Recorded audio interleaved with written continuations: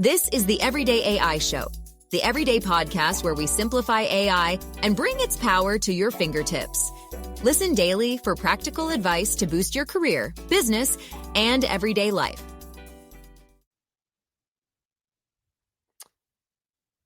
How is AI going to change the human resources department?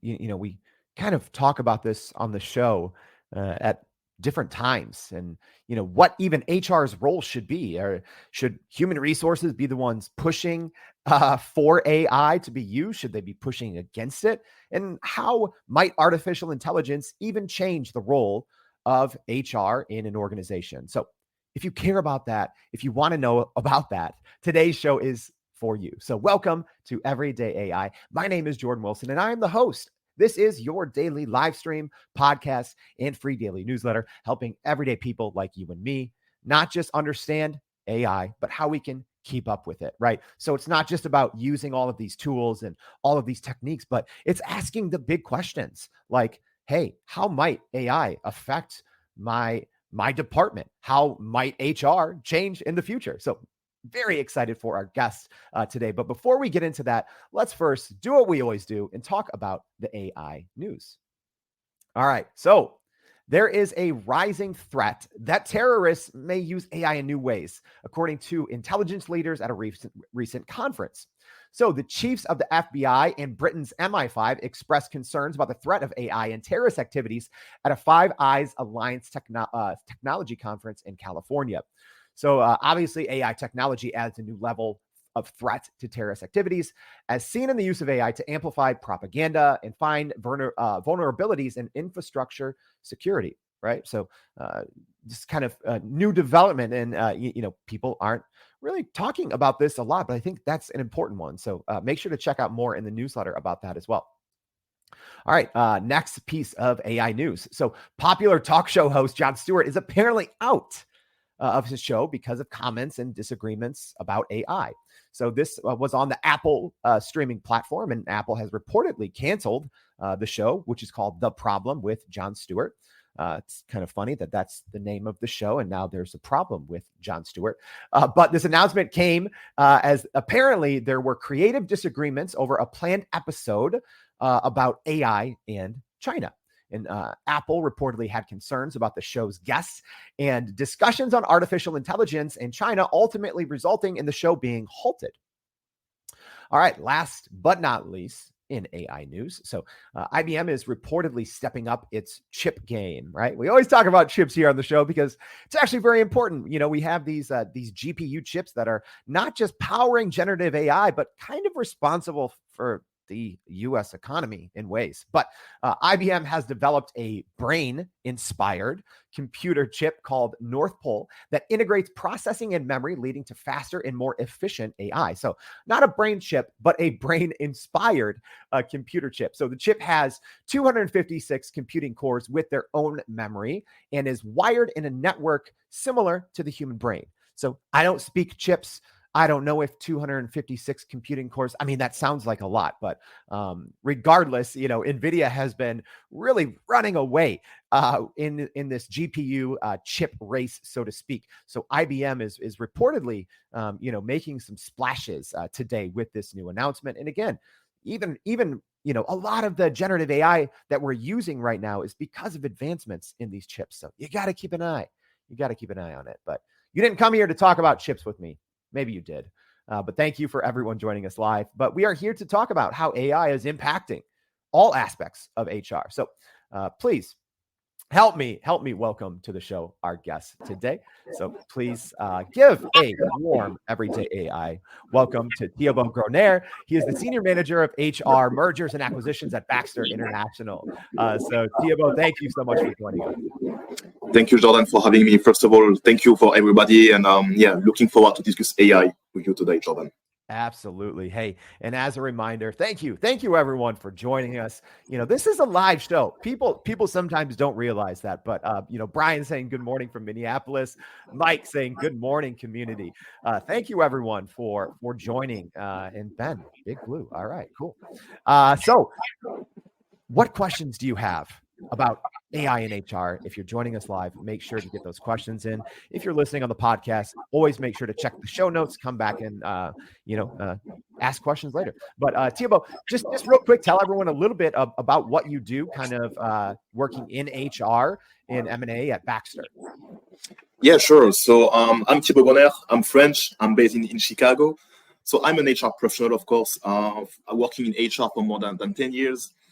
I had multiple roles in HR, from HR business partner to project manager in different countries, France, Belgium, and now the US. And I'm currently specialized in M&A transaction, working on acquisition, spin-off, divestiture. And I'm basically the HR guy working on those deals from an HR standpoint, making sure that we analyze the soft parts of the deal, leadership, culture, and HR aspect. And of course, as you can imagine, I'm a deep believer into AI, into intelligence artificial. And that's why I'm here today with you, Jordan, to deep dive into it and how we can understand the impact that AI will have in HR and in companies in general. Well, let's just start there. Let's start at the end, maybe. So, if we're talking big picture, Thiébaud, like what is the impact that you think AI will have on HR? Like, are we talking maybe smaller HR departments in the future? Are we talking maybe HR departments that stay the same and just handle more because of generative AI? I guess, in what direction, might this take in the grand landscape of things in HR? Yeah, that's a great question. So it will impact the complete HR landscape, and not only HR, but the complete company here. Because of course, if we focus within the HR department, there is several use cases that will be used, and the main thing here it's about the productivity. We will have AI as a kind of supercharged assistant, helping us to be better professional on our daily task. So AI can help us on brainstorming aspect in HR, can help us on transactional activity. So it will really be helping the full HR department on plenty of tasks. And we can deep dive on those use cases, right, Jordan? But it's not really a quick change. It will be a complete transformation of the HR landscape in the upcoming months and years, thanks to AI.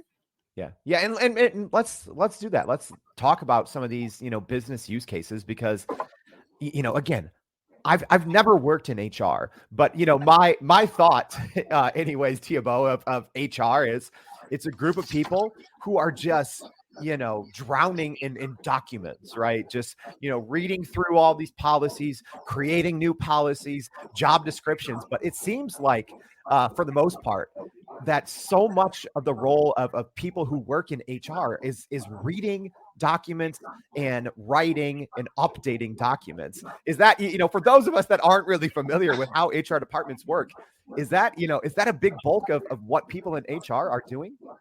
I mean, it depends. Of course, in HR, you have a lot of function, but we don't just read documents, as you can imagine in HR. There is a lot with HR. We are change experts, project managers. So it's not just about the document part, the compliance part. And usually people do think about HR, about compliance part, reading document, hire, fire. But no, it's not only that. It's about managing projects, changing behavior, being change agent within the company. So it's not just about that. But let me provide you some concrete example that I like, that I'm either using, or some HR colleagues of mine in my network are using with AI. So one very concrete example we can use is, for example, the employee survey. So of course, as HR, as we do need to take a pulse of how employees are feeling, how employees are engaged within the company. That's something you want to know as HR. And we do have tools for that providing us feedback, asking questions to employee. But sometimes you need to go in depth. You need to go deeper into those data. And you end up not necessarily using the tool you have, but simply downloading an Excel, right? And you want to really deep dive into this data. That could take you hours if you want to target to specific groups or specific function. So what you could do here, you could simply use generative AI. You could use ChatGPT to simply do the analysis for you. I know a funny story that one of my friends was telling me, yeah, but on ChatGPT, you can't just copy paste the Excel in there. Actually, you can. You can just copy paste the table, and that's it. And it will do the analysis for you. Of course, you should not take it as final. You should make it yours. You should fine-tune it, right? But, it's very interesting, especially for large organizations. For employee engagement survey, we have feedback from the US, from Japan, from Germany, from Mexico, in different language. Will you do the translation? I don't think you want to do that, right? So you're using the tool. It will provide you the full analysis in few minutes instead of few hours. And the most interesting part, you can also ask for solution. Okay, so basically, it's doing the analysis for you. That's great. But then say, hey, can you draft me an action plan on that? And you will get an action plan right after it. So that's you even get the solution. Once again, you should make it yours, right? You should adjust it as per your organization, but you're gaining a huge amount of time, and that will spike the productivity of HR people within companies. So that's one example, employee survey. Another example I like, this one is a bit more transactional. It's about HR policies, you name it. And let's imagine that, let's take an example. We are back in 2020, right? COVID is there, and you, Jordan, as HR, you need to implement a teleworking policy in your company. You can once again use ChatGPT, not to do all the work for you, but to lay out the foundation, right? To start a policy, because you have it here on your mind, but you need to put it on the paper. You can use ChatGPT, doing a prompt, starting the document, write this, and gaining time once again. So that's how my friend or my HR colleagues are using ChatGPT usually in HR. So that's two examples using ChatGPT. And I have a third one, which is not linked to ChatGPT. It's about predictive analytics. And I really love this one. So basically, in HR, we are using a lot of data to, for example, understand the resignation rate, because you want to know if your employee are being retained in your company or why they are leaving. And you may have a 10% resignation rate in your company per year. But when you have a lot of data and you put those data into a data lake, right, you can use predictive analytics, predictive data. And those data will provide you future trends. And they might tell you, hey, Jordan, today you have 10% resignation rate. But in the coming months, it will spike, it will go up to 18. What do you do? And in this case, you can anticipate, right? Because if you know the information in advance, you can prepare accordingly. You can choose to hire temps, or you can choose maybe to focus on the existing employee and do some retention action to make sure they are staying in place. So at least maybe your turnover will not go to 18, as mentioned by AI, but may stay to 10. So you will be able to impact in a way the future thanks to those predictive analytics. And once again, in HR, for me, the best example is the resignation rate. Because you know that some people will leave because they want to take a job elsewhere. What can you do? And at least you know it in advance thanks to AI. So yeah, that's a few examples here, Jordan, I could provide.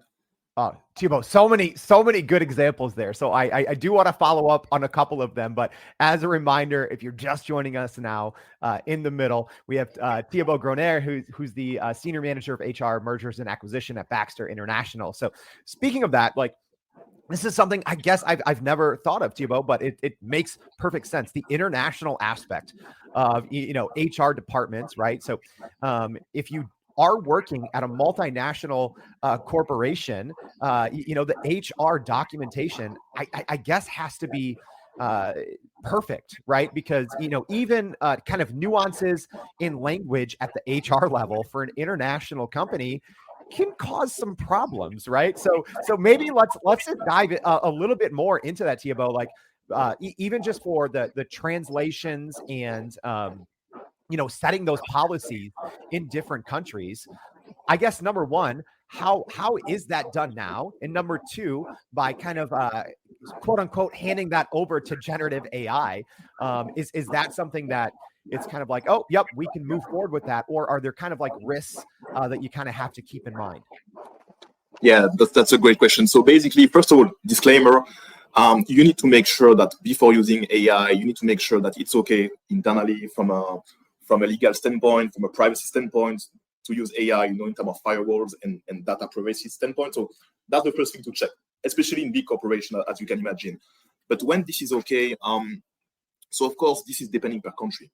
Those documents may be different in Germany, especially in Western Europe. The law are very strict when it comes to HR policies. You don't want to do any mistake when it comes to European laws. So first of all, HR is very deeply involved in those documents. So that's why you can't fully delegate it to AI, but you should still use AI to start the work with you, to draft the foundation of this work. So you may have some documents you want to change or to improve. I would use AI. I would use generative AI to do that. But once again, make sure that there is some firewalls when you use AI from a privacy standpoint, to not have any data leaks. And you should not use it as a final document. Of course, please see AI as your assistant working on you, drafting something. And then on this draft, on this improved draft, you can build upon it. And then you can add your HR knowledge, your labor law knowledge based on your country. And that's how you use AI, really as a supercharged assistant to help you to draft better documents if you need to do that. But it's not providing you any final product, right? So that's really the main difference from a draft versus final product. Yeah. Of course. Yeah. So you should not delegate it completely, right? Of course. Yeah, that makes perfect sense. And it is interesting to hear, from the viewpoint of someone that is working at an international company, how transformative generative AI can be to help solve some of those solutions. So I actually have a great question here from Ben. So Ben, thank you for joining us and for this question. We actually have multiple questions from Ben. So Ben M here. So Ben asking, how do you see AI helping provide more personal experience for employee experience? Because I feel that's always something that HR departments, they have to keep kind of upping their game. What's the employee experience? What's the onboarding experience? So, how can generative AI help in that aspect? Yeah, thanks for the question, Ben. So there is many points where HR can help here. But let me provide you a very common one. So as a newcomer in the company, you may need to look for a lot of information, right? You're either asking your manager or asking your HR department about something. And in some cases, they know where the information is, sometimes not. So this is where HR can help you into the personal experience. Let's imagine that tomorrow you implement a chatbot within your company. This chatbot could help you to find information very quickly in a very pleasant way, right? You are looking for that document. It will completely provide you this document, first of all, so you will get it. And then based on what you're asking, the same chatbot can also propose you some other suggestion, right? So they can kind of anticipate what you will need in the future. You might need this, you might need this training, right? So thanks to AI in the company, it can both answer your need and also suggest you what you could do, right? Hey, you just come here, it's been 3 months in the company, welcome. Maybe it would be great for you to do this leadership training online, right? AI can suggest it to you. So that's why we should use AI typically for chatbots in this case, and also generative AI in general, ChatGPT. But this is how it can help you. And for me, it's more about the anticipation and the suggestion to new employees about, hey, you just came here, we would suggest you to do that, to do this, and say, oh, that's a great idea, and you do it. So that's how I would see it from a personalized experience way. It's more about the suggestion that you should receive from AI tools. I love that. Yeah, that is something that I don't know, Thiébaud, if people truly tap into generative AI for those types of use cases where I think people are always like, oh, we can create more documents, we can create more content, which is great, but the ability to personalize things at scale, I believe, is such an untapped use case for generative AI. Another great question. We have so many great questions here, Thiébaud. So let's get to another one. So Ben asking, are you using AI to flag and help leaders address corporate culture or fit issues? So maybe let's just talk about this big picture in general. So because I know all HR departments are a little different, but is this a use case for HR departments to flag and help leaders address corporate culture or fit issues? Yeah, completely. And I can provide you two complete examples you can use on the corporate world. And actually, I love those examples. So you may have a fit issue in a department or a performance issue in a department, right? Or maybe you believe that this department could do better in terms of productivity. What you could do here is that you could try to equip the employee of this specific department with AI and train them with AI. And then you could see basically the results, the outcome in terms of productivity. And I would say most likely that productivity may spike because of AI. So that could be a way of using AI and seeing results of AI within your company. Another example that I like, especially in the corporate world today, is that you may want, for example, Jordan, to hire someone from outside, right? You may want to hire someone. And today's market, it could be very difficult to find the right talent. You may be looking for someone for 5 months, 6 months, and not being able to find the right fit. So what do? There is another way to tackle this problem. You can basically invest on the existing employees, equipping them with AI, once again, training them with AI, and then potentially their productivity could spike, their productivity could increase so much that you may not need this external talents by investing in AI internally. So you're actually reversing the problem. So that's a way how you could use AI to address some issue you might have in the corporate world. So yeah, that's typically what I would do. And in terms of culture as well, it's very important to, as HR, to act as a change agent, right? Because you're saying, Ben, corporate culture issue. You want to make sure that as HR, AI is embraced internally, right?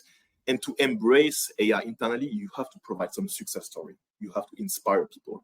So to address those issues, you have to come up with some success story. It could be within HR, it could be in marketing, but you have to provide those stories, right? Then when you do that, people will grasp why AI is important. They will grasp why there is another value of using AI. So that's why it's extremely important to provide visibility on those success stories. And that's so, step by step, you will be able to address some potential cultural issue you have internally.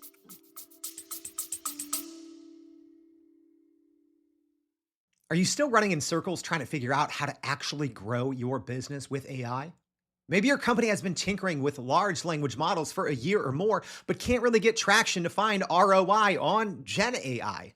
Hey, this is Jordan Wilson, host of this very podcast. Companies like Adobe, Microsoft, and NVIDIA have partnered with us because they trust our expertise in educating the masses around generative AI to get ahead. And some of the most innovative companies in the country hire us to help with their AI strategy and to train hundreds of their employees on how to use Gen AI. So whether you're looking for ChatGPT training for thousands or just need help building your front-end AI strategy, you can partner with us too, just like some of the biggest companies in the world do.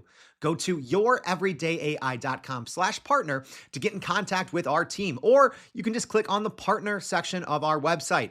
We'll help you stop running in those AI circles and help get your team ahead and build a straight path to ROI on Gen AI. I love it. Hey, so many good questions. We got more. Here we go. So Josh, I love the questions today, y'all. So Josh is asking, how will HR systems like SAP, SuccessFactors, Microsoft, Vivia, sorry if I'm not getting these names right, and Workday impact the way AI shows up for corporations? Josh, I love this question because Thiébaud, like, there's all of these AI systems built for specific departments, right? Like Gen AI systems for marketing, Gen AI systems for legal. So are we going to see kind of these systems or these large kind of HR applications adapt AI in a big way? And if so, how will it impact AI or HR operations? Yeah, thanks a lot, Josh, for this question. And let me provide you a very concrete one on the Workday aspect. Just a bit earlier, I talked about predictive analytics, right? Today, if you want to do predictive analytics, you have to build an enterprise data hub, which is very expensive, right? You have to have a data lake where you load all your internal data, financial data, HR data, regulation, and so on. So that could be very expensive. But thanks to AI, and if you take the example of Workday, you might not have to invest in a complete enterprise data hub. Workday will provide you, thanks to AI, some predictive analytics of the shelf, right? So that's how it can be impacted. If you use Workday today, and of course, if you purchase the right module for it, it can simply provide you predictive analytics like this, which was not possible in Workday a few years before, So that's how AI will directly impact the landscape. All of those modules, all of those companies, they will have to have this AI module. Workday is doing it today. And what they are doing in terms of predictive analytics is impressive. Once again, same example I provide you, but they will be able to tell you, hey, your resignation rate will go up in the coming months. Prepare accordingly. And before, only the large corporation with huge investment could have that. Now it will be, as long as we have Workday, you will be able to get this information. So it's basically opening the scope for everybody in order to use AI. And of course, you talk about Microsoft, and I'm sure you know it better than me, Jordan, but there is Copilot, right, coming soon. So when it comes to do PowerPoint, right, that will be a huge impact, especially in the corporate world. When you have to do your presentation, instead of taking maybe 1 hour or 30 minutes, might be 5 or 7, right? So that's how HR will be impacted as well.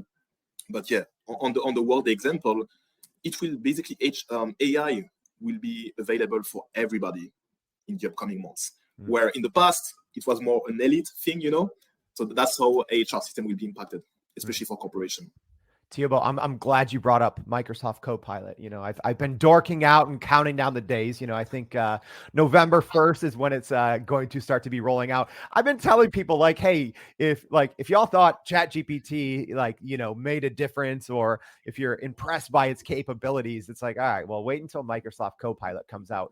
Thiébaud, like if we can, I want to kind of get back to the beginning and kind of go full circle here. So, talking about in the beginning how AI can change HI departments, but maybe let's just go over maybe 1 or 2 more practical business use cases of AI, just kind of like not like easy wins, so to speak, but if we have other HR leaders tuning into this and they're like, okay, this seems like something we can get going in our organization. What are those easier, use cases where we're going to get a big return on our investment, a big time savings?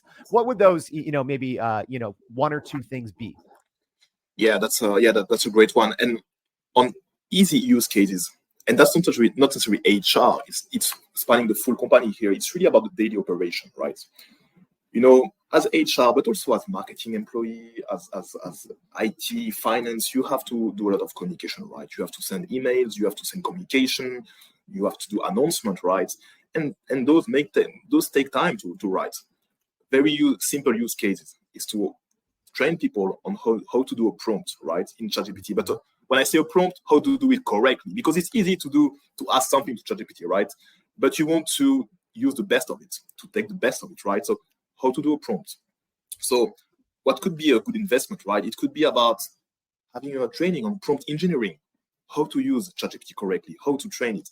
And then you will simply do a lot of communication things with your email, your announcement. And that's a very easy use case, right? Very easy, but you will gain a lot of time because as you can imagine, announcement, communication, presentation, you're spending a lot of time with that.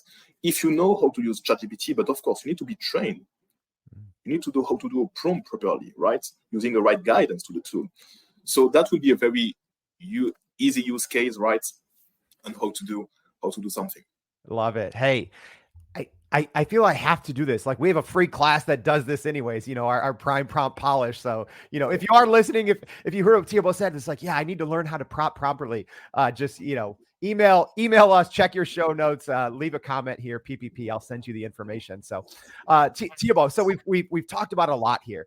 We've talked about, how AI can help with your day-to-day business operations, how you can use predictive data to tackle resignation rates in international HR, right? So we covered so much, but maybe, as we wrap up here, maybe what is that one piece or that one takeaway message that you hope that people can take away from our time here to really help them use and leverage AR to maybe change or improve their HR operations?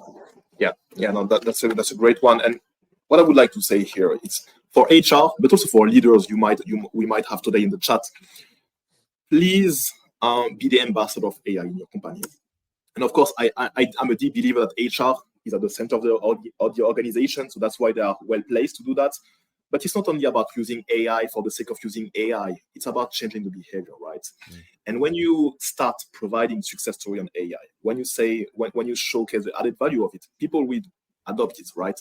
And when you adopt AI on a daily basis, you start to grasp more of it. And then it starts to change your behavior.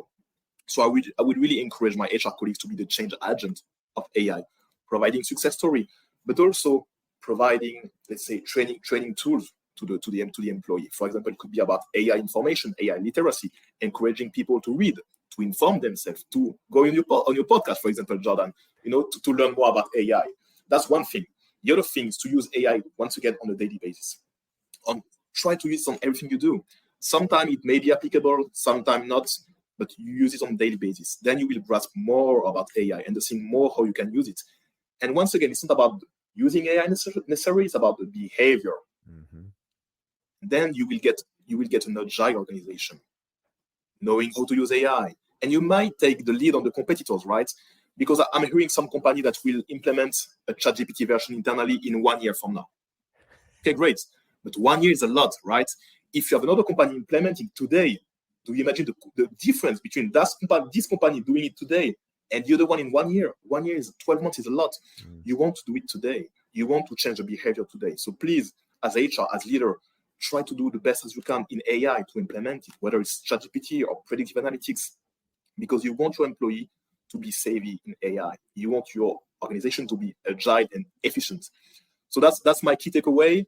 And as HR, we need to be the change agent. We are the center of the company, right? So we have to spread the word. We have to provide success story. We have to inspire people on AI. And of course, it's not only HR, it's together with the management, the CEO, with IT, but at least we should influence it. HR should influence it definitively.